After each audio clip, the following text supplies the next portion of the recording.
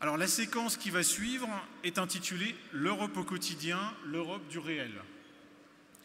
Elle est présidée par Clemens Ladenburger, qui est un ami des semaines sociales, un membre du ZTK, le comité central des catholiques allemands, et qui est également un fonctionnaire européen qui travaille et vit avec sa famille à Bruxelles depuis 19 ans. Donc le Zentralkomitee der Deutschen Katholiken, c'est la structure officielle qui représente les laïcs catholiques en Allemagne, et elle organise chaque année un événement assez semblable à la session des semaines sociales qui s'appelle le Katholikentag. Bienvenue Clemens, je vous cède la parole.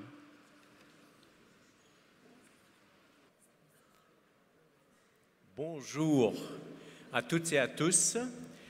Bienvenue à cette table ronde sur l'Europe au quotidien.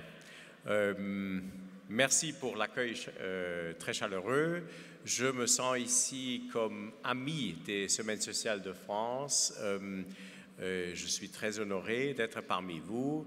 Comme il a été évoqué, le comité central des catholiques allemands est votre organisation partenaire en Europe.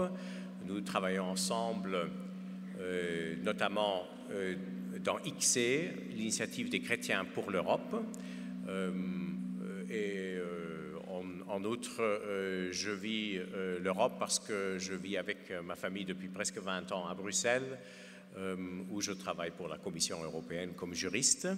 Vous m'avez confié le grand honneur de présider cette séance et donc d'introduire nos trois intervenants éminents. Je vais le faire en ordre inverse de leurs interventions initiales, donc en commençant par Véronique Fayet. Madame Fayet, vous êtes présidente du Secours catholique depuis 2014. Vous avez consacré votre vie à l'engagement pour le social dans la société civile en France, à commencer par la TD Carmonde. Vous étiez membre du Conseil national de lutte contre l'exclusion, vice-président de l'Observatoire national de l'action sociale décentralisée. Vous avez aussi mené une vie politique à Bordeaux comme adjoint du maire et comme membre du bureau exécutif du MoDem de 2007 à 2013. Bonjour et bienvenue. Puis, à mon côté gauche, Loïc Armand, bonjour à vous aussi. Vous êtes président de la Fédération européenne des cosmétiques et également président de la Commission Europe du MEDEF.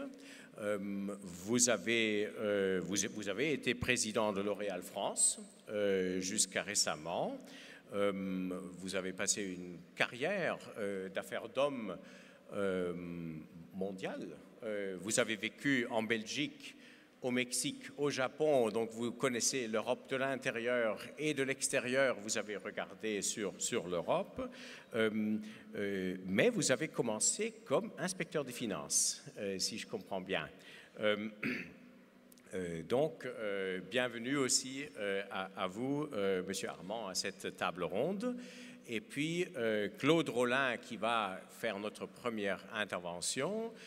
Claude Rollin, vous êtes homme politique belge. Vous êtes député européen de 2014, membre du CDH, du Centre démocrate humaniste. Mais on m'a dit qu'il faut vous présenter surtout comme un homme des syndicats. Vous êtes donc depuis longtemps, vous étiez actif à la Confédération des syndicats chrétiens, la CSC. Moi, en écoutant la radio belge, souvent, l'ARCF côté Bruxelles, je sais ce que c'est la CSC. Donc, vous étiez jusqu'au début de votre mandat secrétaire général de la CSC. Et donc, vous pouvez apporter à notre table ronde à la fois votre expérience comme député européen et comme syndicaliste actif pour l'Europe. Voilà. L'Europe au quotidien. L'Europe à l'épreuve du réel. Nous venons d'entendre de la bouche d'Enrico Letta que cette Europe doit être une puissance de valeur.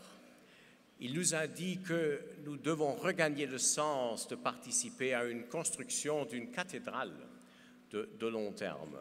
Alors, peut-être notre tâche maintenant, dans cette table ronde, ça va être de regarder, est-ce que dans le quotidien, cette Europe, est-ce qu'elle nous donne le sens d'une construction d'une cathédrale? Est-ce que nous pouvons, nous chrétiens, retrouver dans cette Europe, comme elle marche concrètement, nos valeurs? Est-ce que cette Europe prouve du jour au jour la force de ses valeurs? Où est-ce qu'elle marche bien? Où sont ses réussites? Ou peut-être est-ce qu'il faut changer des choses? Est-ce qu'il faut changer le logiciel, comme Enrico Letta l'a dit? Dans certains secteurs, nos trois intervenants peuvent nous donner leurs expériences de différents secteurs. Et je passe tout de suite la parole à Claude Rollin en premier.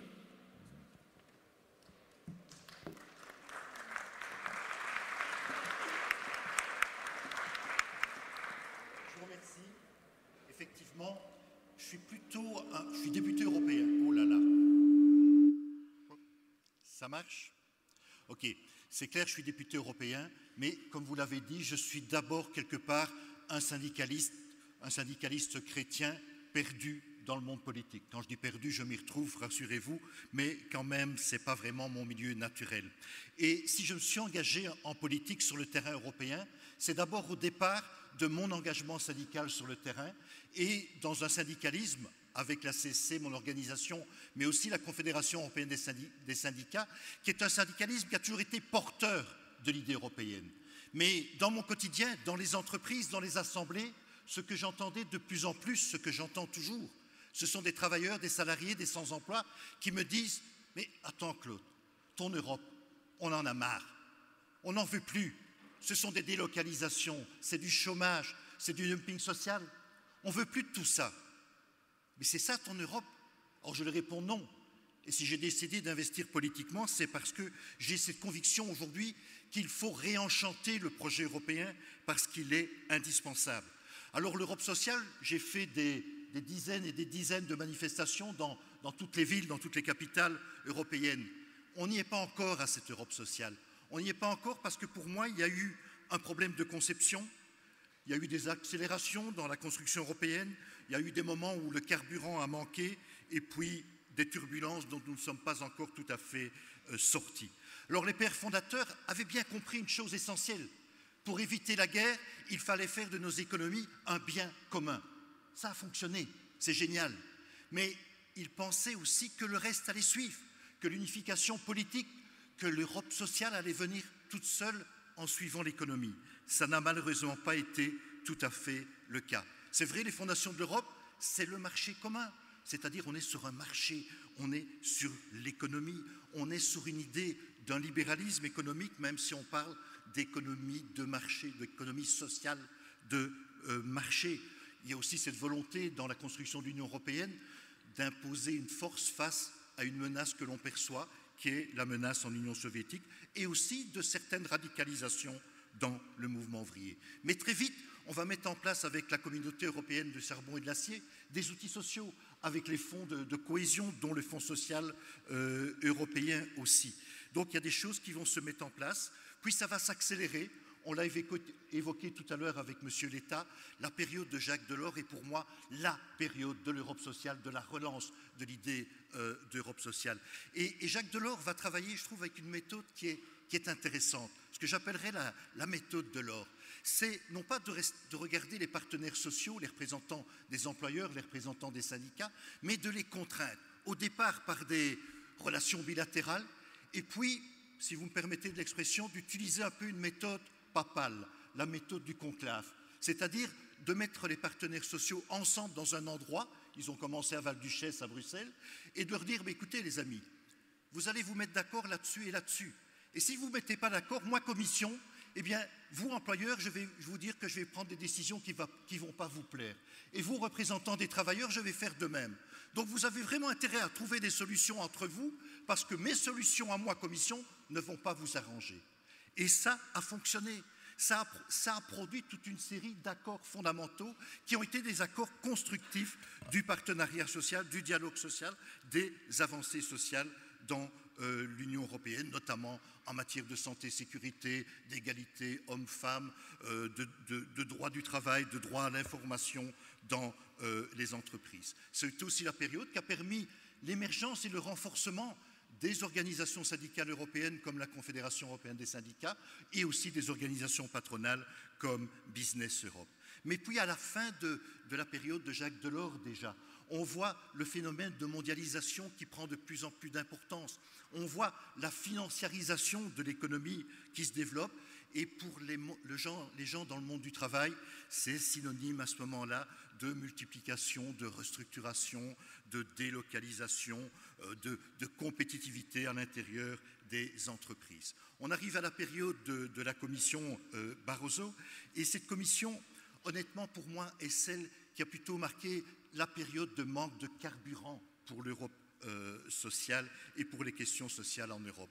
Bon, c'est une commission qui a dû faire face à des choses difficiles, c'est l'arrivée dans la crise économique et financière, mais quand même bien voir que l'impact que cette crise qui est démarrée aux États-Unis a eu chez nous en Europe est aussi lié à cette financiarisation accrue de l'économie et que ça a débouché sur quoi? Sur des politiques où il fallait sauver les outils financiers et c'était indispensable et nécessaire, mais en même temps sur des politiques d'austérité. Des politiques d'austérité ou de rigueur selon les endroits, mais des politiques qui globalement à des niveaux différents vont faire mal au monde du travail, vont faire mal à celles et ceux dont Enrico Letta parlait tout à l'heure, qui ne sont pas les gagnants de cette évolution de la mondialisation. Et on va voir dans des pays, par exemple comme la Grèce, les systèmes de sécurité sociale s'écrouler avec des problèmes en matière de soins de santé. Et on voit notamment réapparaître des maladies dont on pensait qu'elles étaient finies, qu'on n'en entendrait plus jamais parler. On voit aussi, et c'est une nouveauté depuis 2-3 ans, l'Organisation internationale du travail citer dans ses condamnations des refus d'accepter de se conformer aux règles de base de l'Organisation internationale du travail dans certains pays européens, notamment avec la liquidation d'une série de conventions collectives ou de systèmes de concertation sociale. La concertation sociale, le social a régressé dans cette période. On a vu aussi, avec l'élargissement, et j'y reviendrai après, des tensions nouvelles.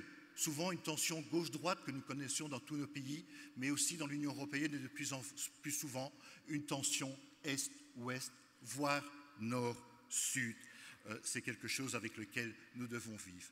Mais élément essentiel, c'est que l'Union européenne est apparue de plus en plus comme étant une instance de sanction, une instance froide, une instance bureaucratique. Enrico l'évoquait, c'est la faute à Bruxelles. Comme si, par hasard, à Bruxelles, dans ces lieux européens, il n'y avait que des gens issus de la planète Mars qui ne venaient pas des États membres de l'Union européenne. Alors j'ai cité la commission Barroso comme n'étant pas la meilleure en matière sociale, et vous l'entendrez demain, et ce n'est pas pour ça que je le dis, mais je pense que s'il y a un commissaire qu'il faut sortir du lot dans cette commission, c'est bien M. Barnier, parce que M. Barnier a vraiment mis en œuvre des choses importantes en matière de régulation financière, même si les places financières ont su faire reculer toute une série d'éléments. Alors, en 2014, avec l'élection de la nouvelle commission, avec Jean-Claude Juncker, on a senti, et j'ai senti un vent nouveau, un vent frais. Jean-Claude Juncker déclare à Strasbourg en 2014, quand il est élu, « Eh bien, je veux être le président de la Commission qui va permettre à l'Union européenne de gagner son triple A social. » Et à ça, je n'ai pu qu'applaudir debout, parce que je pense que c'est ça qui est absolument nécessaire. Il y a, je pense aujourd'hui, pour l'Union européenne, une véritable fenêtre d'opportunité pour relancer cette idée d'Europe sociale. Le sommet de Göteborg qui avait lieu hier, où une vingtaine de principes ont été proclamés, me paraît être quelque chose d'important, mais d'important à la condition absolue que cela soit traduit par un plan d'action, par des mesures législatives, parce que les gens sur le terrain, dans la vie de tous les jours, attendent des actes concrets qui modifient la réalité de leur vie, qui modifient les problèmes de dumping social. On avance avec la révision de la directive détachement. Il y a une position du Parlement européen, une position de la Commission, du Conseil. Ce ne sont pas tout à fait les mêmes, mais je ne vais pas rentrer ici dans les détails. L'important, c'est le trilogue, le dialogue qui a lieu, la négociation qui a lieu pour le moment, qu'elle produise le plus rapidement possible des effets pour enlever ce cancer de concurrence sociale dans l'Union européenne. Et j'espère que très vite, on l'aura aussi sur le secteur de transport, parce que le Conseil a retiré le secteur de transport de son accord, parce que c'est aussi là un enjeu de dumping social. Et le dumping social est un terreau fertile pour les groupes de pression, pour les partis, pour celles et ceux qui ne veulent pas de l'Union européenne, pour celles et ceux qui veulent du repli national, pour celles et ceux qui ne veulent même pas de démocratie. C'est important de lutter contre cela. Alors le dumping social, on l'associe aussi à l'élargissement. Certains me disent qu'il ne fallait pas faire ce grand élargissement avec les pays d'Europe centrale. Mais soyons clairs, nous avons été nombreux à vouloir, à manifester, à prier pour que le mur de la honte tombe. Est-ce que nous pouvions dire à ces gens qui l'avaient fait tomber, mais écoutez les amis, écoutez, on n'est pas prêts, remettez-nous quelques moellons, quelques briques, un peu de ciment, et d'ici quelques années, on reviendra discuter avec vous. Non, il y a des responsabilités historiques qui ont été prises à l'époque, il faut les assumer. Mais ce que nous n'avons pas fait à l'époque, c'est de mettre en place l'équivalent d'un plan Marshall pour permettre le développement endogène de ces pays. Nous ne l'avons pas fait, il n'est jamais trop tard pour bien faire, c'est maintenant qu'il faut le faire, sinon on ne pourra pas reprocher à ces pays de construire leur développement sur de l'exportation de main-d'œuvre à bon marché. Ça me paraît être absolument important d'aller dans cette direction. Alors maintenant, je voudrais terminer mon intervention en évoquant quelques préoccupations, mais quelques préoccupations qui sont autant de défis. La première préoccupation, c'est le développement des inégalités. Inégalités entre les gens, inégalités entre les territoires. Monsieur Lettal l'a dit tout à l'heure, comment voulez-vous que des gens qui se sentent complètement out, sans perspective, sans même voir qu'un jour ils vont pouvoir retrouver du travail, puissent croire à ce projet européen? Et les territoires, c'est la même chose. Nous avons les territoires plus protégés, urbains, mais à l'extérieur. Effectivement, regardons le Brexit. Londres a voté pour rester dans l'Union européenne. La périphérie de Londres, dans les quartiers où on vit le chômage et la misère, a voté pour le Brexit. Mais c'est logique, c'est normal, c'est ça qu'il faut changer. Il faut réparer ces situations qui créent de l'inégalité. Et regardons l'ensemble des résultats des forces populistes en Europe. Faisons les cartes territoriales, elles correspondent à ce type de choses.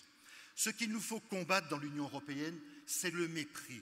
Le mépris, je vais vous donner un exemple qui vient, excusez-moi, mais je n'ai pas pu m'empêcher, de vieille histoire avec un groupe industriel français, le groupe Renault. C'est quelque chose qui a marqué d'ailleurs une directive qui a été liée, la fermeture de Renault à Bruxelles, à Vilvoorde. Ce qui a marqué, ce n'est pas tellement que c'était une fermeture d'une usine qui était rentable et qu'on a fermé pour des raisons d'intérêt nationaux. Ce qui était surtout dur pour les gens, pour les travailleurs, c'est que c'était fait par une direction qui les a méprisés complètement, qui a averti la presse sans même en parler aux travailleurs, à leurs représentants. Et je peux vous dire que moi qui ai travaillé longtemps comme syndicaliste, et je continue à l'entendre, quand des travailleurs vivent des restructurations, des licenciements, qu'est-ce qu'ils nous disent? Ils ne nous disent pas d'abord qu'ils ont peur pour leur emploi demain, ils ne disent pas d'abord qu'ils ont un problème d'argent, ils nous disent « nous avons été pris comme des Kleenex qu'on a jetés à la poubelle », ils nous disent « nous n'avons pas été respectés, nous n'avons pas été reconnus ». Je ne sais pas si vous en parlerez tout à l'heure, mais quand je travaille avec les associations qui travaillent dans la lutte contre la pauvreté, qu'est-ce que j'entends qui vient de la bouche des pauvres? Ce n'est pas d'abord d'avoir de l'argent, c'est d'être respecté, d'être reconnu. Et ça, c'est quelque chose que nous devons développer dans l'Union européenne. Notre société, la société européenne, ne peut se construire sans remettre au cœur une dimension essentielle qui est celle de la reconnaissance de l'autre. L'autre avec un grand A.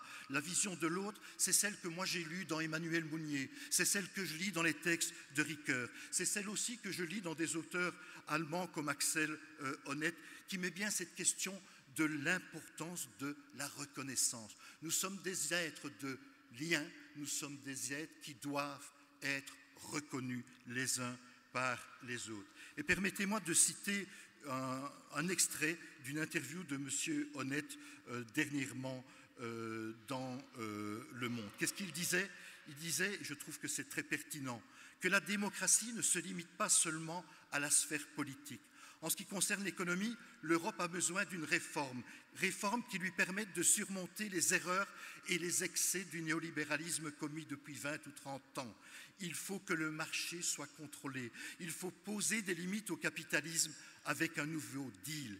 Il faut rendre le travail moins flexible, je dirais rendre le travail plus humain.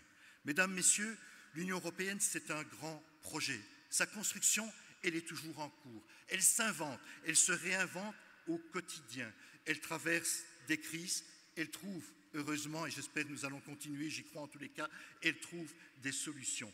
Mais pour continuer ce chemin, il va nous falloir éviter 2 écueils. Le premier, ça serait celui de développer une vision angélique de la construction européenne. L'avenir est beau, l'avenir est rose. Non, ce type de vision, elles vont renforcer ce que j'ai dénoncé plus tôt par rapport à toutes celles et ceux qui se sentent exclus. À tort ou raison, l'important, c'est qu'ils se sentent exclus et donc ils rejetteront ce projet européen. Et le second écueil, ça sera en quelque sorte de jeter le bébé avec l'eau du bain. J'ai écoulé mon temps. C'est bien d'avoir une petite sonnerie, vous voyez, mais il faut arriver à trouver le bouton pour arrêter la sonnerie. Ça, c'est plus compliqué. Elle ne veut pas s'arrêter. Bon. Décidément. Merci. Vous voyez, il a suffi d'applaudir, ça marche. Mais, donc, je disais, premier écueil, la vision angélique. Deuxième écueil, jeter le bébé avec l'eau du bain en jetant tous les défauts, en disant c'est l'Union européenne. Et vous avez en France, mais il n'y a pas qu'en France, rassurez-vous, malheureusement, j'ai les mêmes dans mon pays, en Belgique, et il y en a malheureusement plein d'autres. M. Enrico Letta parlait des brutes en dehors de l'Europe. Je pense qu'il y a des brutes à l'intérieur de l'Europe. Dans certains pays, quand je regarde ce que fait le gouvernement hongrois ou le gouvernement polonais aujourd'hui, c'est quelque chose qui m'inquiète. Mais vous avez des gens remarquables en France, remarquables avec des grands guillemets, je pense à Marine Le Pen, on l'entend souvent, même en Belgique malheureusement, qui nous dit « mais c'est Bruxelles qui a décidé ceci, Bruxelles cela ». Mais Bruxelles ne décide quasi rien sans la décision des États. Et soyons clairs, quand ces gens nous parlent de retrouver une souveraineté, souveraineté économique, souveraineté sociale, souveraineté culturelle, mais c'est du pipeau. Nous ne retrouverons jamais de souveraineté sur les bases des États nationaux. Nous ne serons capables d'exister ensemble et d'être souverains que sur un espace européen. En tous les cas, je nous invite les uns et les autres à construire et à continuer la construction de cet espace en lui donnant tout son sens. Il a du sens par rapport aux êtres humains, par rapport à la personne humaine. Merci.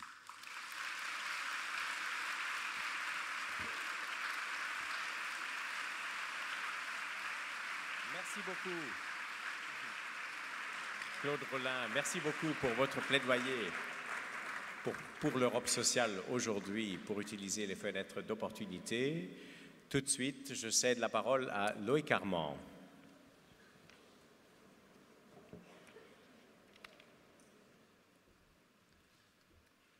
Bonjour à toutes et à tous. Impressionnant, votre plaidoyer.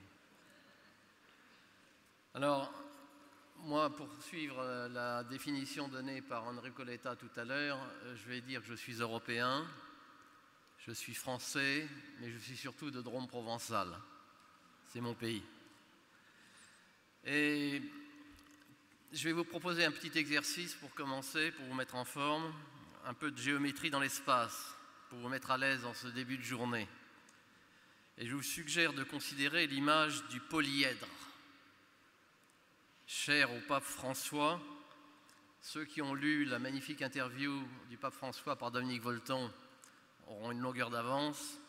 Ceux qui ne l'ont pas lu pourront l'acheter sur le stand de la Procure tout à l'heure. Je l'ai vu, il y est. Je ne suis pas payé pour la publicité, mais j'ai pu le repérer tout à l'heure.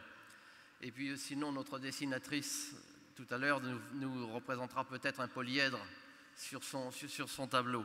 C'est un solide, délimitées par des faces polygonales dont les intersections forment les arêtes et les points de rencontre de celles-ci les sommets. Il reflète la confluence de toutes les diversités qui, dans celui-ci, conservent leur originalité. Et le polyèdre, pour moi, est une image beaucoup plus intéressante que celle de la sphère, qui signifie harmonisation et équidistance.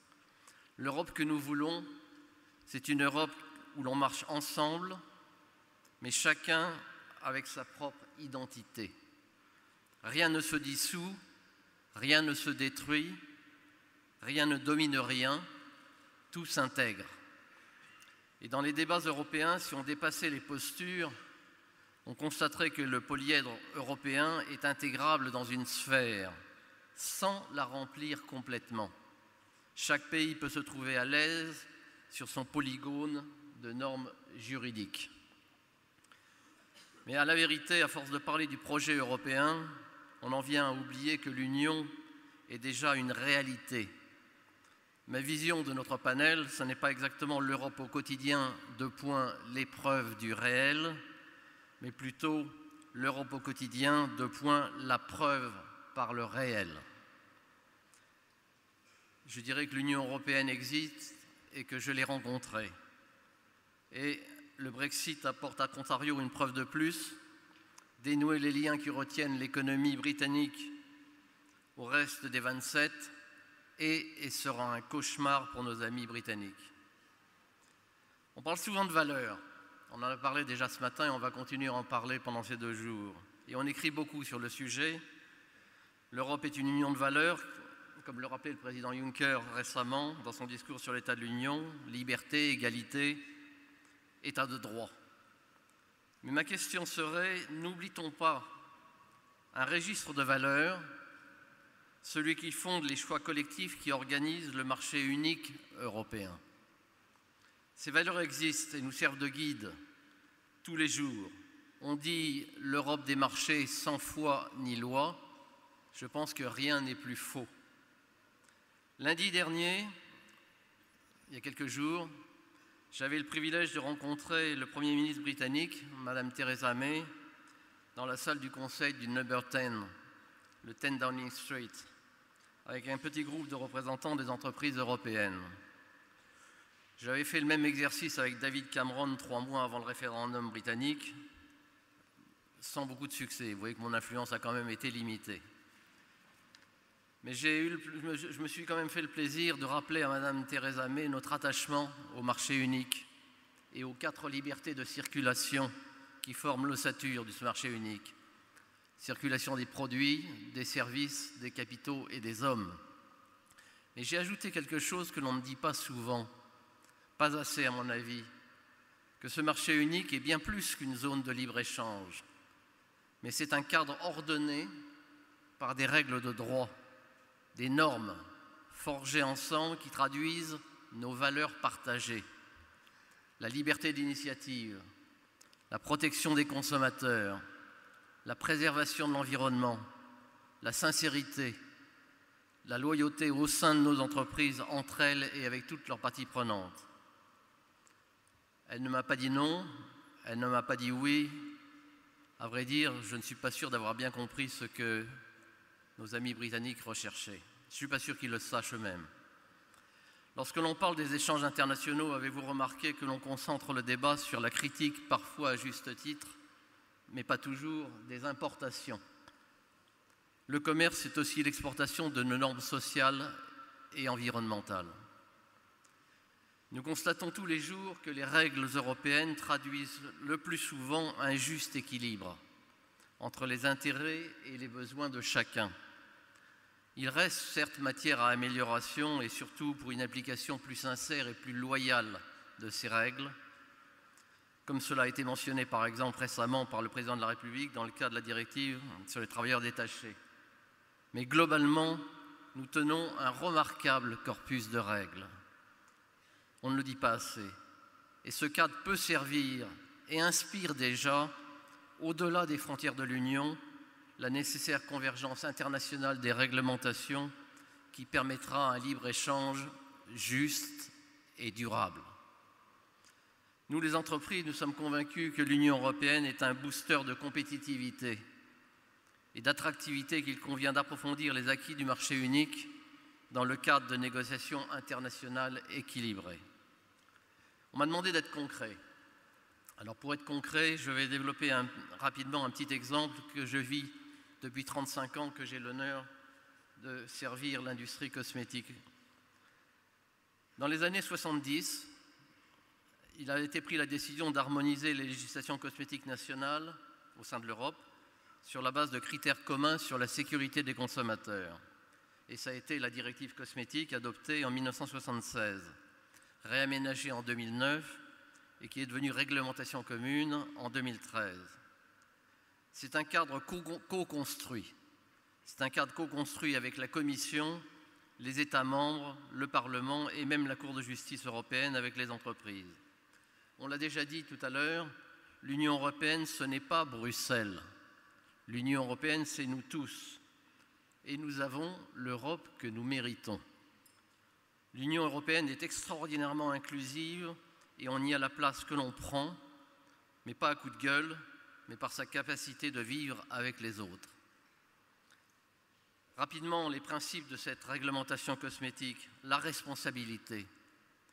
Numéro 1. Responsabilité pour la sécurité, la qualité et le respect des règles à une personne responsable de la mise sur le marché, qu'elle soit fabricante ou importateur. Pas d'autorisation préalable de mise sur le marché, mais notification à l'autorité compétente responsable du contrôle. Contrôle effectif des produits sur le marché par les autorités nationales compétentes. En France, c'est par exemple la responsabilité de la DGCCRF. La définition européenne de ce qu'est un produit cosmétique, même définition partout dans tous les pays. La transparence de l'information sur la sécurité des produits, avec l'alignement des méthodes d'évaluation, un dossier de sécurité accessible et la collecte homogène des effets indésirables qui peuvent être constatés. La sécurité des produits sur la base de l'évaluation du risque et non pas simplement de la considération du danger intrinsèque des ingrédients.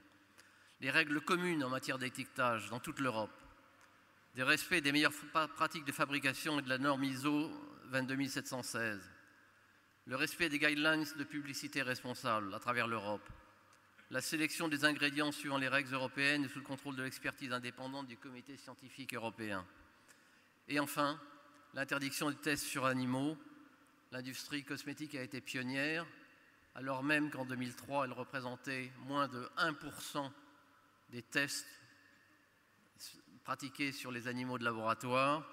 L'industrie cosmétique a été la seule qui s'est vue interdire les tests sur les animaux de laboratoire. Elle l'a fait, elle l'a pris comme une contrainte au départ, une contrainte difficile, car il fallait assurer la sécurité des consommateurs, mais ensuite elle en a fait une force, et aujourd'hui, on peut dire que plus aucun produit cosmétique délivré sur le marché européen n'est délivré à la suite de tests qui auraient été pratiqués sur les animaux. Et nous en sommes fiers.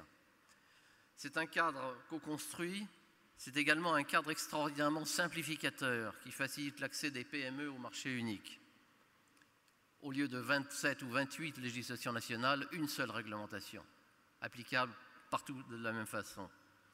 La Fédération européenne des cosmétiques que je préside, Cosmétique Europe, est composée de 28 associations nationales et de quelques grandes entreprises, mais ces 28 associations nationales représentent 4500 PME européennes du secteur cosmétique. C'est un lieu de partage d'expertise et c'est un lieu où les grandes entreprises fournissent leur expertise pour le bénéfice des petites et moyennes entreprises. On parle souvent d'opposition entre les grandes et les petites entreprises. Je trouve que cela ressort le plus souvent du lieu commun. Évidemment, c'est un lobby assumé de l'industrie cosmétique, mais nous pensons que nous faisons un beau métier. Nous sommes fiers de nos valeurs et nous pensons que nous gagnons à être connus. Donc nous assumons ce rôle. Et j'espère bien qu'en sortant de cette salle, aucun d'entre vous ne dira plus jamais « c'est un changement cosmétique » pour signifier que ce n'est pas important, parce que la cosmétique c'est vital, c'est aussi vital que l'estime de soi est nécessaire à un dialogue équilibré avec les autres. C'est un cadre co-construit, c'est un cadre simplificateur et c'est également un cadre, et je terminerai là-dessus, générateur de convergence de la part de nos voisins et de régions plus lointaines. Parce que la réglementation de l'Union européenne est reconnue mondialement comme la plus protectrice des consommateurs, celle qui, associée aux réglementations chimiques, préserve le mieux l'environnement, tout en laissant aux entreprises les marges de manœuvre qui sont nécessaires. Je cite des exemples pour être concret. La Turquie, il y a quelques années, la Suisse en 2016, l'Ukraine, Israël et Serbie sont en train de converger vers la réglementation européenne des cosmétiques. En Afrique, le Maroc et l'Afrique du Sud sont en voie d'alignement sur la réglementation européenne. Au Moyen-Orient, les pays du Golfe, Bahreïn, Koweït, Oman, Qatar, Arabie Saoudite, Émirats Arabes Unis, Yémen convergent vers la réglementation européenne. En Asie, les pays de l'ASEAN, Brunei, Cambodge, Indonésie, Laos, Myanmar, Malaisie, Philippines, Singapour, Thaïlande, Vietnam sont en train de converger vers la réglementation européenne. Ailleurs, d'autres pays suivent de près dans certains domaines comme la gestion des ingrédients, le Brésil, l'Argentine, le Paraguay, l'Uruguay, la Bolivie, la Chine, Taïwan et la Corée du Sud, même s'ils gardent une autorisation préalable de mise sur le marché pour certaines catégories de produits. Le plus important, ce n'est pas d'avoir toujours des normes identiques, mais de converger sur les valeurs. Si nous poursuivons le même but, il peut être atteint par des normes différentes dans des cultures juridiques diverses. On travaille par équivalence. Pour la première fois, le rapport du B20 au G20 de Berlin cette année a recommandé cette convergence réglementaire sur les valeurs. C'est un pas considérable. N'est-il pas plus aisé de débattre entre gens de bonne foi sur les valeurs que de demander à des juristes d'adopter à la lettre les normes des autres? On en revient au polyèdre. Finalement, la géométrie dans l'espace n'a-t-elle pas du bon? Merci. Merci beaucoup. Merci Loïc Armand. Alors, merci pour votre exposé inspirant de ces valeurs intrinsèques de notre marché unique, ce que nous avons, ce qui peut rayonner vers le monde si nous le voulons. Alors, Véronique Fayet, je suis sûr que vous pouvez encore nous changer un peu les idées en nous parlant des défis de la question migratoire en Europe. Allez-y, s'il vous plaît.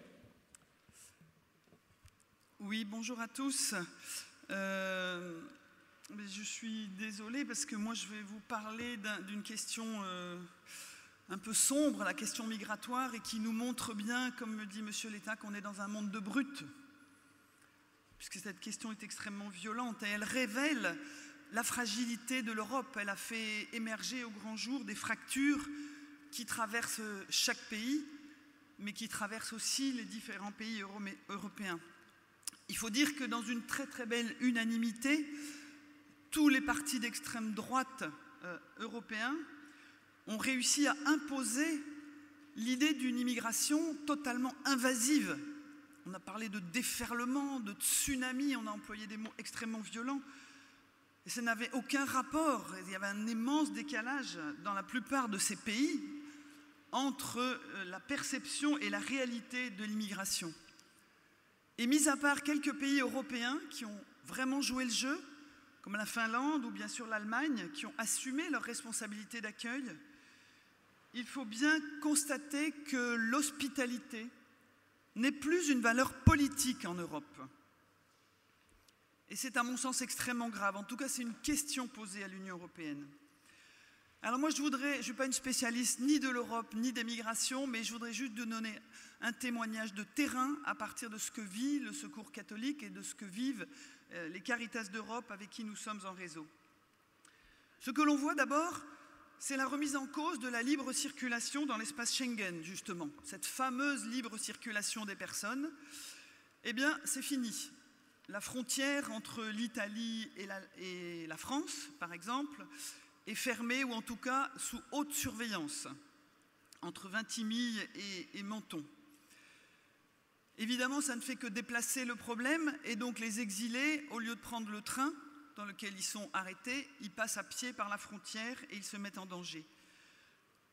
On voit se dresser devant nous, se construire devant nous une Europe forteresse, avec des murs de plus en plus hauts, de plus en plus longs, à Calais, en Hongrie, en Autriche, je ne vous fais pas la liste, vous la connaissez. Alors c'est certainement bon pour le PIB et la croissance européenne, mais ce n'est pas bon pour les droits de l'homme. Ce qu'on voit aussi, c'est que des pratiques illégales se mettent en place aux frontières, dans les pays de l'Est, massivement, mais aussi chez nous, en France, où la police renvoie illégalement des jeunes qui traversent la frontière italienne, que l'on cueille à Menton et qu'on remet dans un train direction Vintimille, sans leur donner un billet, bien sûr, mais surtout sans leur énoncer leurs droits. Ce qui est totalement contraire aux conventions internationales, à la Convention de Genève, etc., où toute personne immigrée qui demande protection dans un pays européen doit être informée de ses droits, on doit lui laisser le temps, et notamment, et encore plus, si elle est mineure. Et donc, face à ces pratiques, eh bien, les exilés se mettent de plus en plus en danger. Ils franchissent à pied les montagnes. À Calais, ils se jettent dans les camions, ils sont écrasés sur l'autoroute. Des choses vraiment que l'on ne voudrait plus voir en Europe. Et puis, on voit aussi en Europe des mobilisations citoyennes très fortes, mais qui sont réprimées. On appelle ça le délit d'hospitalité. On pensait que ça avait disparu, et notamment en France.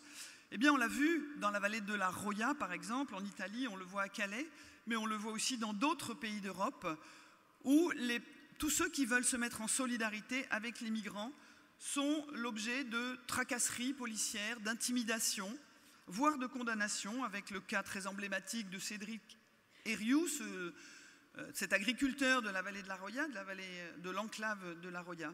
Mais c'est la même chose en Italie, vous vous souvenez que des ONG qui font du sauvetage en Méditerranée avaient été accusés de faire le jeu des passeurs. En Belgique, actuellement, il y a 6 personnes qui sont jugées pour avoir exprimé leur indignation face à une expulsion violente par avion. Et le collectif des délinquants solidaires recense des faits de délit de solidarité partout en Europe. Alors, qu'est-ce qui a un peu été le déclencheur de tout ça? Eh bien, c'est sans doute le déclencheur et le révélateur de cette fracture. C'est sans doute ce fameux plan de relocalisation de septembre 2015 qui a mis au grand jour cette fracture. De quoi s'agissait-il? Il s'agissait de relocaliser 160 000 migrants qui étaient coincés en Grèce et en Italie du fait du règlement de Dublin et de les répartir dans différents pays d'Europe. 160 000 à l'échelle européenne, c'était rien du tout. Après les accords avec la Turquie, dont je dirai un mot tout à l'heure, on a ramené cet objectif à 100 000. Eh bien, 2 ans après, puisque l'accord était prévu pour durer pour 2 ans, nous avons glorieusement, nous les pays européens, relocalisé 28 000. Donc 160 000, 100 000, 28 000. Et là, on a vu apparaître effectivement sur cet échec, on a vu cette fracture Est-Ouest, avec un front du refus très fort. La Hongrie, la Pologne, la République tchèque, l'Autriche, la Slovaquie. Les Tchèques ont accueilli 12 personnes, les Autrichiens 15, les Polonais 0. Voilà. On a vu ces pays se crisper et constituer une sorte de coalition entre eux. La Finlande a été le bon élève en atteignant 100% de son objectif. La France, qui avait annoncé 30 000, vous vous en souvenez, ça avait déjà fait peur à tout le monde, c'était terrifiant. Eh bien, au final, 4 300 exilés relocalisés depuis la Grèce et l'Italie. Voilà, donc quelle solidarité entre les pays européens? Comment pourrions-nous construire une vraie solidarité entre les pays européens pour que chacun prenne sa part? On n'est pas sur des chiffres immenses, on est sur quelques milliers de personnes. Donc cette crise qu'on a appelée la crise des réfugiés, pour moi, elle est plutôt une crise de l'hospitalité. On est revenu au chacun pour soi. L'Allemagne a ouvert ses frontières à près d'1 million de personnes. Et elle a su avoir, Madame Merkel, je pense qu'on ne lui rendra jamais assez hommage, Madame Merkel a su avoir un discours politique fort sur l'hospitalité. Elle a été une des seules, malheureusement. Oui, on peut l'applaudir, on peut l'applaudir.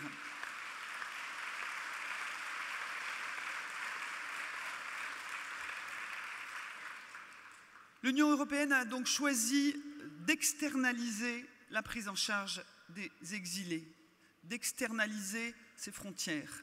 pour que d'autres qu'elle gèrent. C'est le sens de l'accord avec la Turquie, cet accord de mars 2016 que certains ont qualifié d'indigne, dans lequel, d'une certaine manière, l'Europe se défausse de son devoir de protection des demandeurs d'asile. Donc le droit des demandeurs d'asile est bafoué, mais ils sont aussi contraints de vivre sur les îles turques et en Turquie dans des conditions de vie indignes et dégradantes. Et puis il y a cet accord et cette entente avec la Libye, que je ne sais même plus comment qualifier depuis que CNN nous a révélé il y a 2 jours qu'on était revenu au marché aux esclaves en Libye, avec des jeunes migrants. Que la Libye redeviendrait un pays fréquentable pour l'Europe, c'est vraiment une question. Et quelles que soient les bonnes raisons, je pense qu'on ne peut pas accepter qu'un marché aux esclaves s'installe en Libye à nos portes, avec d'une certaine manière notre complicité, parce qu'on le savait déjà tout ça, on le savait déjà. L'OIM, par exemple, qui est un organisme très sérieux, nous dit depuis longtemps déjà que certes, il y a eu beaucoup de morts en Méditerranée, 15 000 morts, c'est dramatique, mais qu'ils estiment qu'il y a eu 30 000 morts dans le plus grand anonymat dans le Sahara. Et ça, on n'en parle pas, personne n'en parle. Voilà, tout cela remet en cause sans doute un système d'asile européen qui est absurde. Et met face à ses responsabilités une Europe qui est actuellement déchirée, presque schizophrène, qui voudrait à la fois maintenir ce règlement de Dublin, qui veut qu'un demandeur d'asile ne peut demander l'asile que dans le premier pays où il a mis le pied. Donc il y a quelque temps, on obligeait les Tchétchènes, par exemple, à demander l'asile en Pologne, ce qu'ils refusaient à tout prix pour les raisons évidentes. Maintenant, donc c'est l'arrivée par l'Italie et la Grèce. Donc à la fois, on veut maintenir ce système absurde, et à la fois on comprend bien que l'Italie et la Grèce n'en peuvent plus, et donc on veut organiser une relocalisation. C'est tout à fait contradictoire et absurde. Donc il faut vraiment que l'on puisse se remettre en cause ce règlement de Dublin, qui d'une part sont injustes pour les exilés, mais qui bafouent leurs droits dans la mesure où ils n'ont plus le droit de choisir. Donc il faut revoir un système dans lequel l'exilé aurait le droit de choisir son pays d'accueil, soit parce qu'il en parle la langue, soit parce qu'il y a de la famille, soit parce qu'il y a des intérêts économiques, voilà, et que sais-je encore, mais qu'on ne puisse pas l'imposer. C'est une négation des droits des exilés. Pour terminer, je voudrais mettre un peu de baume au cœur quand même et vous dire qu'il y a plein de choses positives, qu'il y a des solutions qui existent et surtout qu'il y a des citoyens, des ONG, des églises qui sont à l'œuvre de manière absolument magnifique. En Italie, par exemple, sur la frontière italienne, le Secours catholique est très engagé avec Médecins sans frontières, Médecins du monde, avec la CIMAD, qui est l'organisme protestant d'accueil des immigrés, avec les églises. L'évêque de Nice est très impliqué, il nous soutient beaucoup, pour essayer de mettre en place une protection des mineurs et des migrants organisée, non pas sauvage, comme celle que les paysans de la vallée de la Roya ont été contraints de faire avec leur générosité, leur bon cœur, mais aussi beaucoup de difficultés. Donc essayer d'organiser une vraie protection des mineurs et de tous les exilés. Et puis surtout, porter ensemble un plaidoyer commun sur le droit, sur le respect du droit, mettre fin à tous ces renvois illégaux, protéger les mineurs, permettre qu'ils puissent demander l'asile dans de bonnes conditions, etc. Et dans toutes les Caritas d'Europe, on voit ces mouvements de citoyens. En Italie, par exemple, il y a un très beau programme qui s'appelle « J'accueille un réfugié chez moi ». En France, on a ça aussi. Ça n'est pas labellisé, mais on a des centaines de familles, de paroisses qui accueillent à leur domicile ces personnes qui sinon seraient à la rue. Donc tout ça, il faut le dire et le redire, même si c'est invisible. Donc partout, les Caritas se mobilisent et la Caritas Europa porte un plaidoyer très fort, un plaidoyer politique sur la base de ces actions de terrain, sur cette force des citoyens européens et des églises qui se mobilisent, un plaidoyer pour remettre en cause ces accords de Dublin qui ne fonctionnent pas, il faut le dire et le redire, un plaidoyer pour l'accès aux droits fondamentaux. Toute personne exilée doit pouvoir trouver sur le territoire européen un accueil digne, un droit à l'hébergement, à l'eau, à la nourriture, à l'hygiène, sans pour cela que les associations soient obligées d'aller au tribunal administratif, comme on a dû le faire à Calais, pour que les droits des exilés de Calais soient respectés et qu'ils soient accueillis dans des conditions à peu près décentes. Et puis, troisième plaidoyer de Caritas Europa, des voies de migration légales et sûres pour tous, pas que pour les demandeurs d'asile, mais en particulier pour les demandeurs d'asile. Des migrations qui peuvent être motivées par les études, par le travail, par la famille, etc. Et donc le HCR porte beaucoup cette idée de migration légale et sûre, et il identifie, il estime à 200 000 places. Donc vous voyez, on n'a pas été capable de relocaliser 100 000 personnes qui étaient déjà sur le sol européen. Le HCR nous demande de réinstaller 200 000 migrants qui sont parqués dans des camps de réfugiés indignes au Liban, en Jordanie et à d'autres endroits dans le monde. Et on a mené une très belle expérience avec Sant'Egidio, qui a prouvé en Italie que des réinstallations de migrants qui sont au Liban actuellement, et il y a un couloir qui est ouvert maintenant avec l'Érythrée, peuvent migrer de manière sûre vers l'Europe. Et en France, on a commencé à mettre en place une sorte de couloir humanitaire comme ça avec Sant'Egidio. Donc c'est vers ça qu'il faut aller. En conclusion, je voudrais donner un petit signal d'espérance.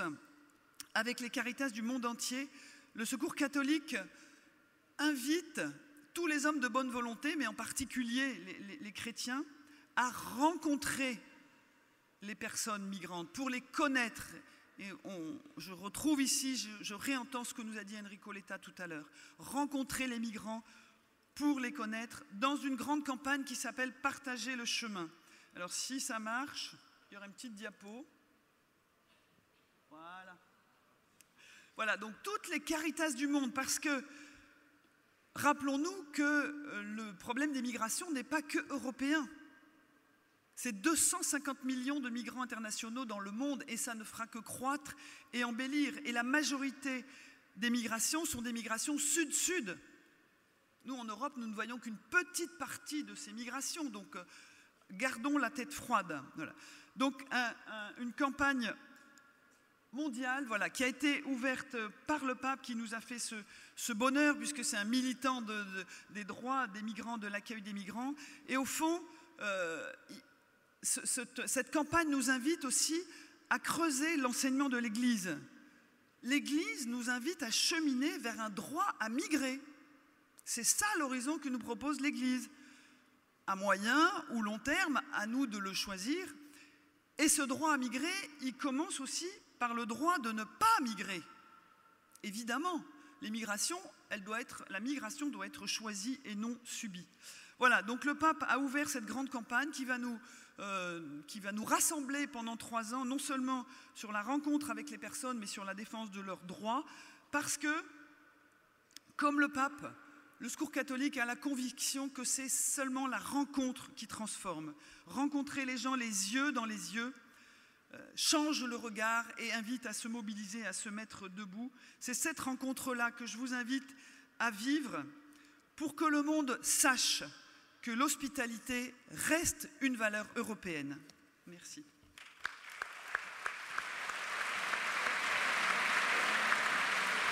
Merci beaucoup, Véronique Fayet.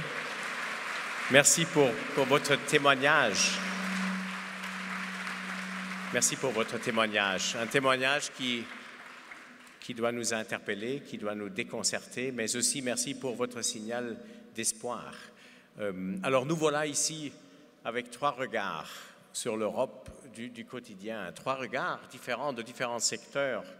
Une Europe qui a marché, qui marche, qui a donné des résultats. Une Europe sociale qui a également marché dans le passé, qui reste peut-être un peu en deçà de ses attentes actuellement, et une Europe qui est en panne, qui est en problème, qui est en violation peut-être de nos valeurs, des sociétés qui ne semblent pas être tout à fait disposées à montrer l'hospitalité que nous, les chrétiens, nous voulons montrer.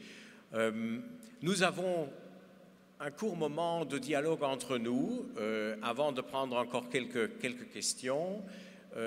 J'ai envie, Claude Rolin, j'ai envie de vous demander si vous pouvez vous rallier au plaidoyer de Loïc Armand pour la valeur intrinsèque de ce corpus de règles que l'Europe a construit dans le marché unique, par exemple. Est-ce que ça, c'est une chance de valoriser l'Europe des valeurs? Loïc Armand, à vous peut-être une rapide question.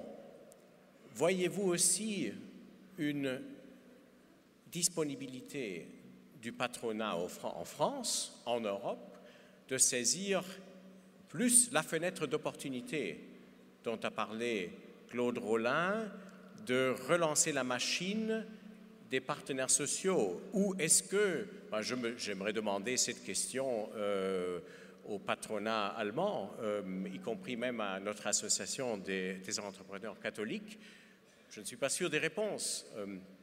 Donc je suis intéressé par votre réponse.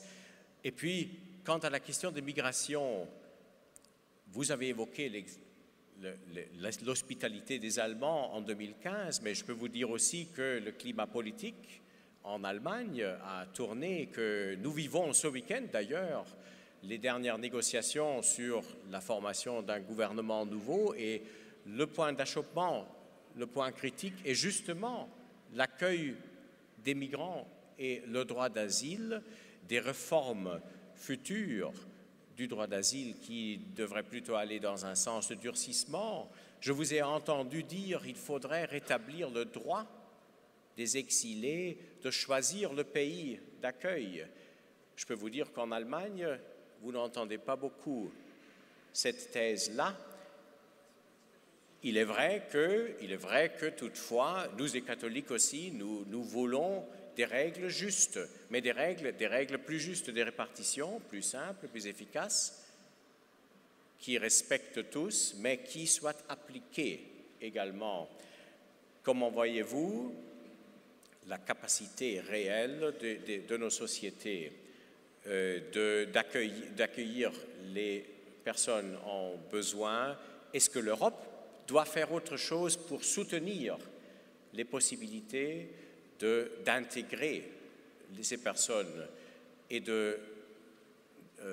d'assouplir les craintes que nos populations peuvent avoir? Voilà un bref tour encore, peut-être en commençant à nouveau avec vous, Claude Rolin. Ça marche? Très rapidement. Sur un cadre, l'idée d'un cadre réglementaire européen, ce qui existe déjà, tout à fait d'accord, bien entendu, c'est important. Par exemple, pour le moment, je suis rapporteur pour la révision de la directive qui protège les travailleurs salariés des produits cancérigènes et mutagènes. Eh bien, je me rends compte dans les discussions que j'ai avec les différents lobbies, avec les différents secteurs, à quel point le fait que nos États aient des règles différentes sur le niveau de contact que des travailleurs salariés peuvent avoir avec des produits qui leur donnent le cancer, eh bien que cet élément est un élément de concurrence entre entreprises. Ça veut dire que l'absence d'uniformisation en termes de réglementation permet des concurrences économiques. Enfin, c'est insensé. On joue la santé des gens contre des éléments de concurrence. Ça n'a pas de sens. C'est l'élément positif, ça avance. Élément quand même négatif que je mettrai sur cette question-là, c'est que je suis quand même assez fâché après la Commission, et pas après une majorité, mais surtout la Commission en la matière, c'est que la Commission, depuis quelques années, a comme idée que pour réconcilier les citoyens avec l'Union européenne, il faut rendre les réglementations plus simples et surtout en avoir moins. C'est ce qu'on appelle refit ou better regulation. Mais in fine, je constate qu'à certains moments, pour cette raison-là, on refuse des avancées de protection sociale en disant « mais non, ça va faire des législations en plus ». Je vais prendre un exemple concret. En 2014, on a supprimé de la discussion la révision de la directive qui devait mieux protéger les périodes de maternité. Enfin, on ne va pas faire de la simplification en protégeant moins les gens. Et donc là, j'ai un souci. Dernier élément quand même, mais qui n'a rien à voir avec votre question, c'est la vôtre, mais je ne peux pas, celle qui vous est adressée, mais je ne peux pas l'éviter. Je suis belge, comme vous l'entendez. Eh bien, si mes grands-parents n'étaient pas venus chez vous il y a quelque temps, je n'existerais pas. Mes grands-parents étaient des réfugiés, ils ont profité, entre guillemets, de la France pour encore exister, et qu'ils ont eu des enfants et des petits-enfants, etc. Eh bien, le statut de réfugié, il doit être sanctifié.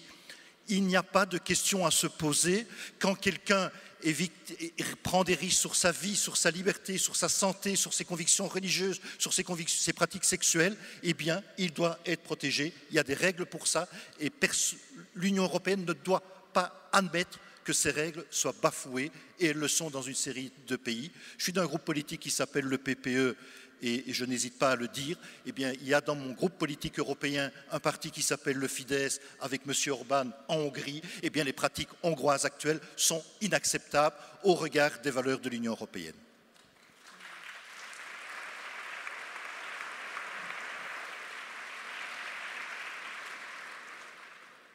Nous avons tous les trois exposé trois facettes d'une même réalité.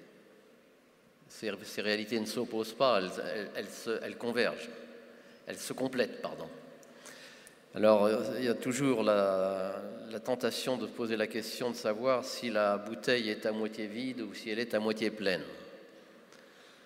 Moi, ma conviction, c'est que la bouteille européenne est largement plus qu'à moitié pleine. Et simplement, ce que je voulais, dans mon propos, souligner, c'est qu'on ne dit pas assez souvent que cette bouteille est plus qu'à moitié pleine.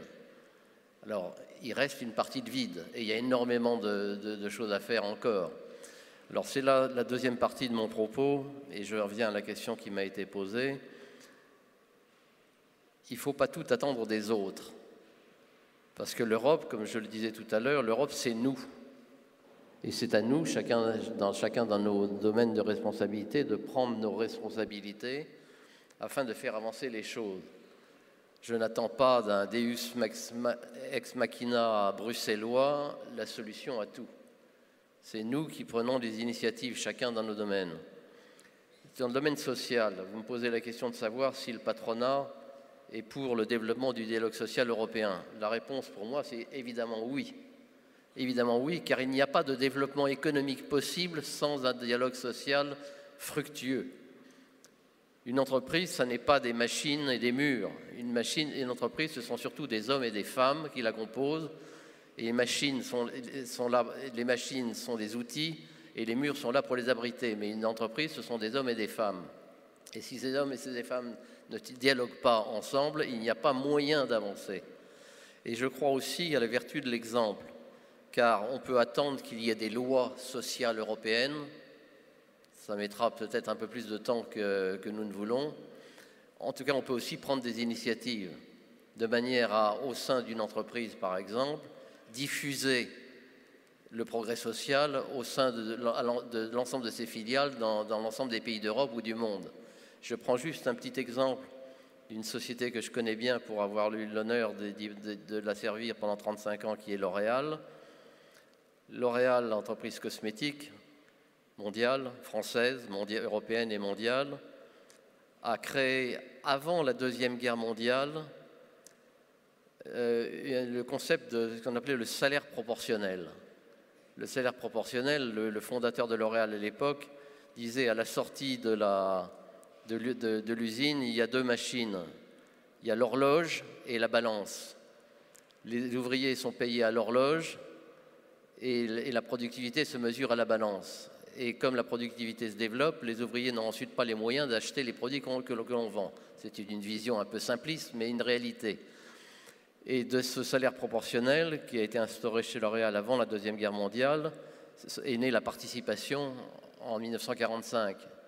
Et dans les années 1980, lorsque j'ai rejoint L'Oréal, le dirigeant de L'Oréal à l'époque ont décidé de généraliser l'intéressement français au niveau mondial, au niveau européen d'abord et au niveau mondial.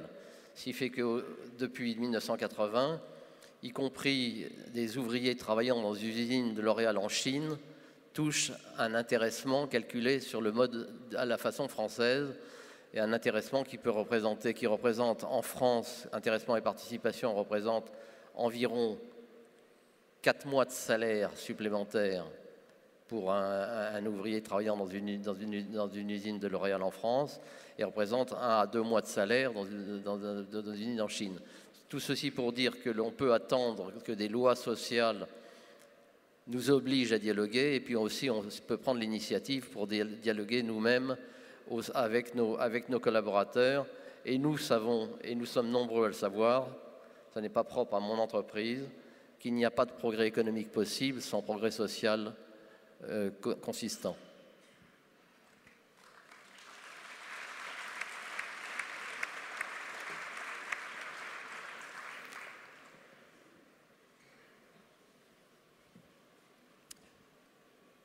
Oui, moi je voudrais rebondir sur des points là qui me font réagir. Alors évidemment, effectivement, je n'ai parlé que de la migration parce que le temps était court, mais il faut le resituer dans le contexte global européen dont vous avez parlé, de l'augmentation des inégalités et de la pauvreté.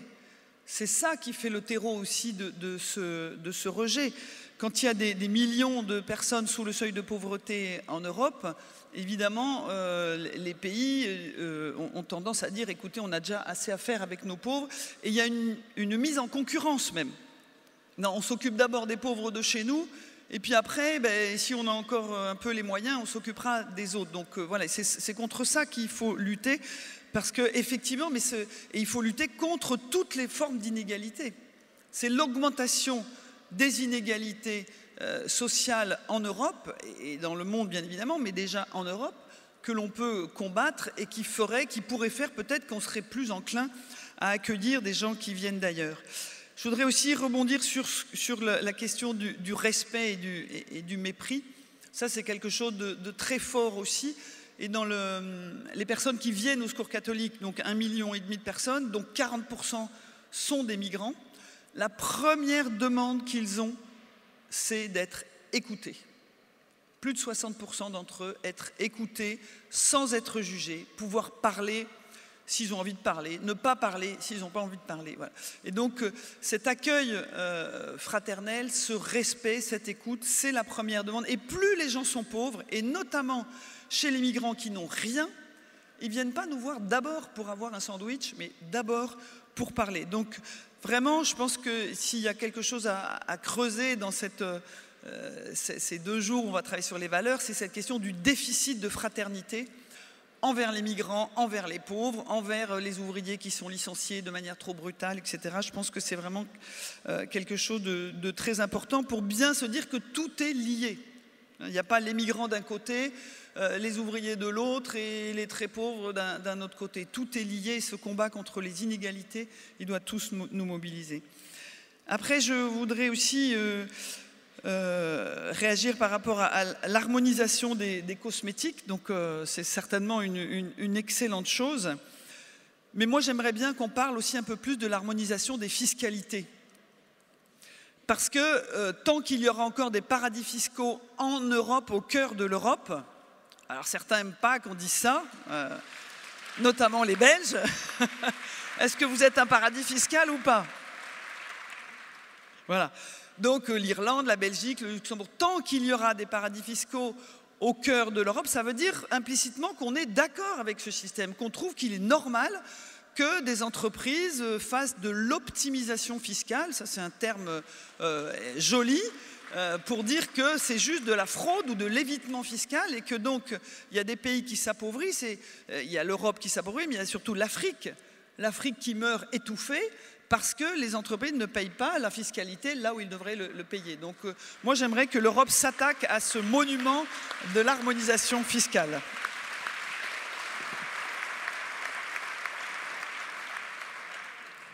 Et pardon, du coup, je n'ai pas répondu très bien à votre question, mais un des premiers points pour l'accueil des réfugiés et des migrants, ça serait le respect du droit. On a tous, les uns et les autres, signé la Convention de Genève, on a signé des accords internationaux sur la protection de l'enfance, sur plein de choses, et on s'assoit dessus. Donc commençons, 1, par respecter le droit, 2, à la rencontre des migrants, et vous verrez que ça va changer.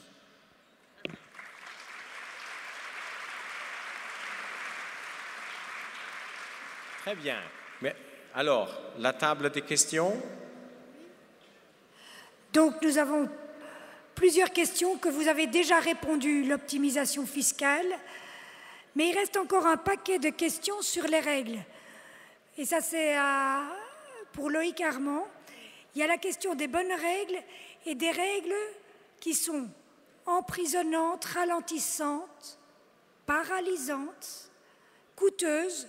Un peu plus loin, on parle de technocratie papivore, l'expression est belle, et comment lutter contre les absurdités de certaines règles qui engendrent des coûts insupportables. Et là, il y a deux pistes qui sont données sous forme de questions. Comment discerner les bonnes et les mauvaises règles et quel est le chemin qu'on peut proposer? Parce que c'est facile de dire blanc ou noir, mais en même temps, quel chemin proposer? Quel discernement avoir?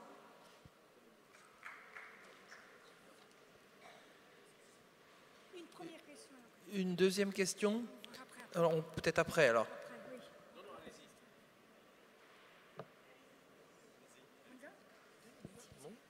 Alors, une deuxième question. L'ambition de l'Europe, c'était la circulation des capitaux, des produits et des hommes. Pour ce qui est des capitaux, pour ce qui est des produits, on est arrivé à faire pas mal de choses. Sur les hommes, on a du mal. On a du mal que ce soit la question des migrants ou tout simplement la question du dumping social, qui est aussi une question qui relève de la libre circulation des hommes. L'Europe vient de tenir hier à Göteborg un sommet, le premier sommet depuis 20 ans, donc ce n'est pas non plus des sujets qui sont en haut des préoccupations européennes, pour définir un pilier social, donc un certain nombre de règles qui pourraient être des règles européennes en matière sociale. Donc quand on les regarde, tout ça est assez ambitieux, et ne serait-ce que par exemple un SMIC européen, qui est quelque chose voilà, très attendu par la Bulgarie, la Roumanie, on peut l'imaginer. Donc la question qui se pose, c'est qu'est-ce qui va se passer maintenant pour la mise en œuvre de tout ça? Comment est-ce que ça peut arriver? Et la question qui est posée, c'est finalement, est-ce que le contexte actuel de montée des nationalismes, du Brexit, ne serait pas un terreau favorable pour avoir le choc qui va bien pour que ces questions reviennent sur le dessus du panier?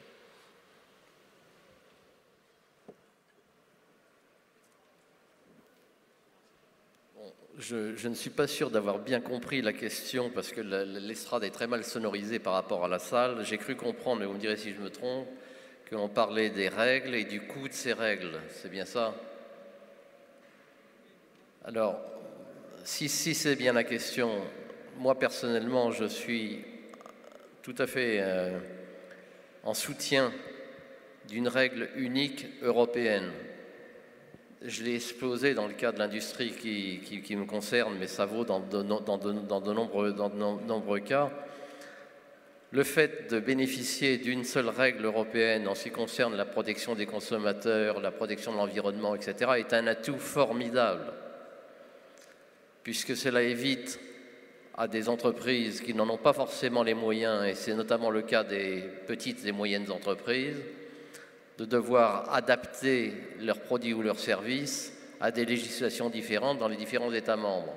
Le marché unique est pour ces entreprises une opportunité formidable, du moment qu'il y a une seule règle et qu'elle est appliquée de la même façon, avec la même loyauté et avec les mêmes mesures de contrôle.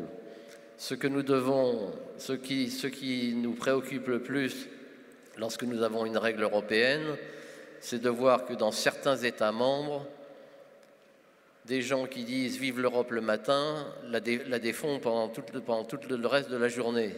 C'est-à-dire que lorsque l'on segmente le marché unique en disant « ah bah oui, mais chez moi c'est différent, il y a quelque chose de particulier, et donc il faut ajouter une règle de plus, etc. » Et la France d'ailleurs n'est pas complètement à l'abri de ce risque, puisque la France est quelquefois accusée de ce qu'on appelle de surtransposition, c'est-à-dire de transposer dans le droit français des règles européennes qui sont plus simples à l'origine et qui deviennent plus compliquées au total lorsqu'on s'est appliqué dans notre pays.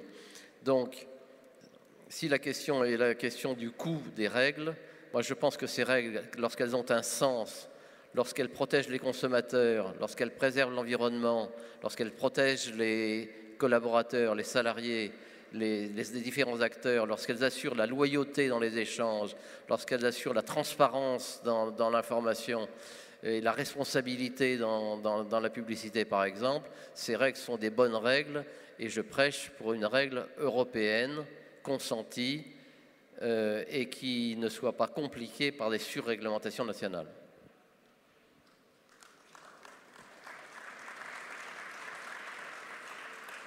Donc, je pense que souvent, d'aucuns qui sont des professionnels de la lutte anti-Europe utilisent cette question de la réglementation pour essayer de ridiculiser l'Union européenne. Alors, je vais prendre un exemple qui peut sembler ridicule, et à l'époque, quand je l'avais lu, il m'avait semblé ridicule. Il y avait toute une campagne sur les réseaux sociaux sur le fait que la Commission européenne avait eu l'imbécilité de commander une étude pour savoir comment étaient fabriquées et quelles étaient les dimensions des planches des WC. Alors c'est vrai, ça fait rire tout le monde. Et je me suis dit, quand j'ai vu ça, je me dis, bah, c'est quand même incroyable. Puis j'ai été voir un peu plus loin, et je l'ai vécu aussi personnellement, parce que j'habite dans une région frontalière, et donc je vais faire mes courses de temps en temps de l'autre côté de la frontière. Eh bien, les trous pour les fixations ne sont pas avec les mêmes dimensions et les mêmes écarts. Ça veut dire quoi? Mais ça veut dire que pour une entreprise, pour fabriquer ce produit, il faut quasi en faire 28 différents. Donc un coût immense. Et donc moins de réglementation, et je suis tout à fait d'accord avec vous, la meilleure façon d'avoir moins de réglementation, c'est de dire à la place de 28, en ayons une. Alors deuxième question, c'est sur le sommet social de Göteborg. Je pense que c'est important, effectivement. Pourquoi? Parce qu'il n'y avait plus rien eu. C'était mort. Depuis plus de 20 ans, rien du tout. Ici, la Commission, le Conseil, le Parlement européen décident de proclamer un socle social. Alors ce socle social, on peut dire, il est trop petit, il est trop grand, trop ambitieux, pas aussi ambitieux. Moi, je m'en fous. Ce que je dis, c'est qu'il y a là une fenêtre d'opportunité alentour de ce socle. Et ce socle, il fonctionnera et il donnera quelque chose à la condition qu'on le traduise dans des termes légaux, dans des législations européennes, à la condition que la Commission, comme je l'expliquais tout à l'heure, s'en saisisse pour botter le derrière aux partenaires sociaux, tant patronat que syndicats, pour les obliger à aller plus loin dans leur concertation, dans leur dialogue social, pour apporter les réponses concrètes. Ça veut dire qu'il nous faut demain construire, Madame Thyssen, la commissaire à l'emploi et aux affaires sociales, a émis l'idée d'une autorité du travail, ce que j'appellerais une inspection sociale européenne. Ceci étant dit sur le social, et je terminerai par ça, n'oublions pas que les matières sociales sont des matières annexes au niveau de l'Union européenne. Les traités ont fixé que l'essentiel de ces matières reste de compétence des États nationaux. Et nos États, les uns et les autres, savent en la matière être d'une hypocrisie remarquable. Parce que, par exemple, la directive détachement, j'entends dans tous nos États des politiques se plaindre du dumping social au travers de la directive détachement. Et il y a des problèmes, c'est pour ça que je milite pour une révision dense de cette directive. Mais en attendant, l'absence de contrôle sur le terrain, le fait que des travailleurs de la construction dans nos différents pays logent dans des conteneurs, ça, ce n'est pas lié à l'Union européenne, c'est lié aux responsabilités des États membres de faire leur job de contrôle et de police sur des éléments simplement de simple respect humain, point à la ligne. Et donc, soyons toujours attentifs quand on a ce type de discussion et de critique. Oui, il faut être critique par rapport à des choses qui ne se font pas bien dans l'Union européenne, mais voyons toujours bien où sont les tenants et aboutissants, qui décide et qui doit faire quoi. Et je terminerai une deuxième fois, on aura envie de parler des heures, hein, mais quand on parle de l'Europe, on parle de Bruxelles, hein, planète Mars, et on parle de l'Europe. Cette Europe n'existe pas encore. L'Europe et la décision en Europe, c'est un triangle de décision entre la Commission, le Conseil, et c'est le Conseil qui a le plus à dire, ce sont les États, c'est les sommets que vous voyez à la TV, et le Parlement. Et donc bien souvent, toute une série de législations ou de décisions ou de non-décisions qui sont prises sont critiquées dans les États nationaux en disant c'est l'Europe, alors que dans les faits, le problème, c'est l'absence d'Europe. On le voit en matière de crise migratoire. Mais non, dis-je tout, ce n'est pas la faute de la Commission européenne s'il y a un problème. elle pourrait pousser plus les États, mais la vraie responsabilité, ce sont les États qui bloquent un règlement humain de la question des réfugiés. Ce sont les États qui bloquent la mise en place de politiques migratoires humaines et intelligentes.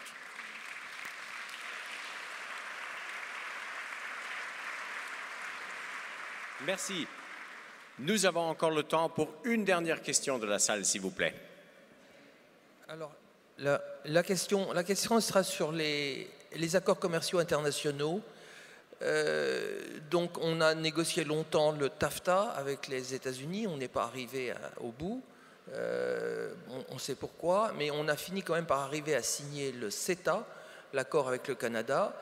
Et il y a dans le tuyau un certain nombre d'autres accords avec le Japon, avec l'Amérique du Sud, etc.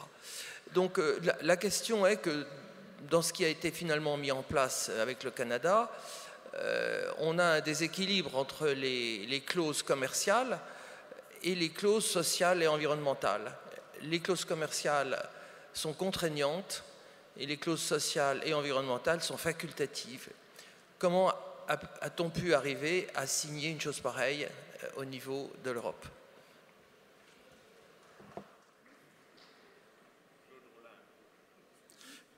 Je suis belge francophone et wallon de surcroît.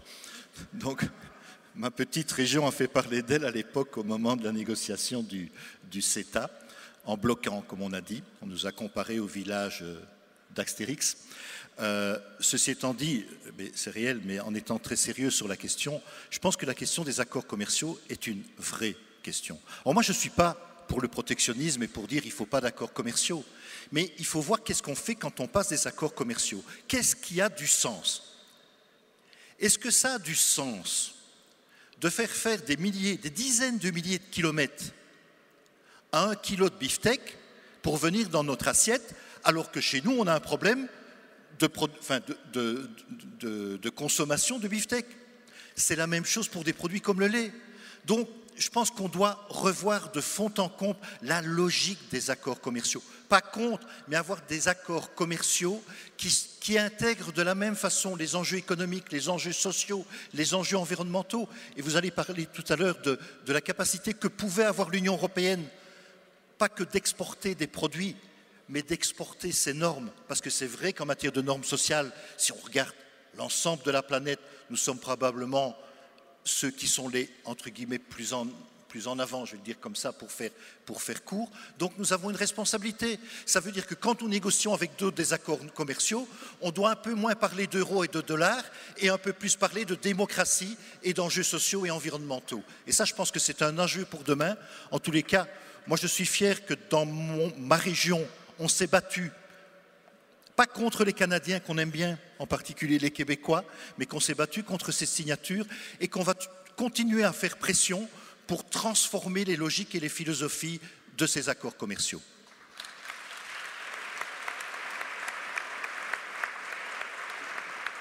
Très bien. Merci beaucoup, Claude Rolin. Merci à tous les trois pour votre discussion engagée. Je trouve que vous nous donnez de l'espérance. L'Europe a cette capacité de produire des normes justes. Une norme européenne peut remplacer 28 normes nationales.